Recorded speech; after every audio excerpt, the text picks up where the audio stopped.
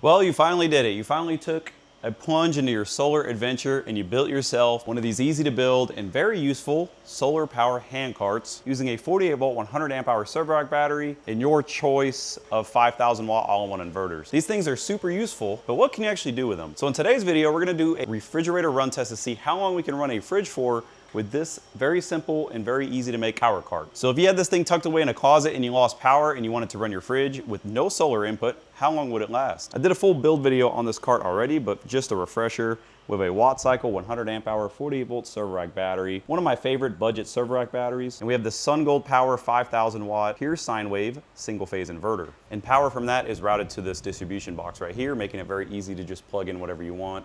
It's got built-in breakers, it's got a watt meter. And the reason I like the battery so much, it has this really nice screen and it gives you very easy at a glance state of charge. As you can see, we're only at 73%. So I'm gonna use this solar power hand truck power station and I'm gonna plug it into this one using the SunGold Power's built-in charger. We're gonna get our server rack battery fully topped up so we can start our test. Our power cart is fully charged, ready to go. Now all I gotta do is take our fridge. And there we go, our fridge is plugged in, so now it's 100% running off of this to simulate a blackout. This kilowatt hour meter is also capable, sorry, it's the 4th of July if you guys hear all the fireworks.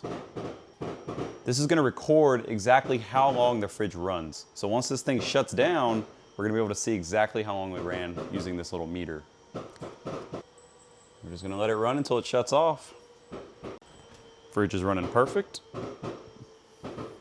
All right, we just finished the runtime test using one server rack battery. The battery's at 0%, 44.9 volts, so it still has a little bit left, but it's dropping pretty quickly. And we were able to get 1 day in 21 hours and 30 minutes. So almost 48 hours, so that's pretty good. And we were still opening the fridge and using it just like normal. I wasn't trying to hypermile the fridge power usage or anything like that.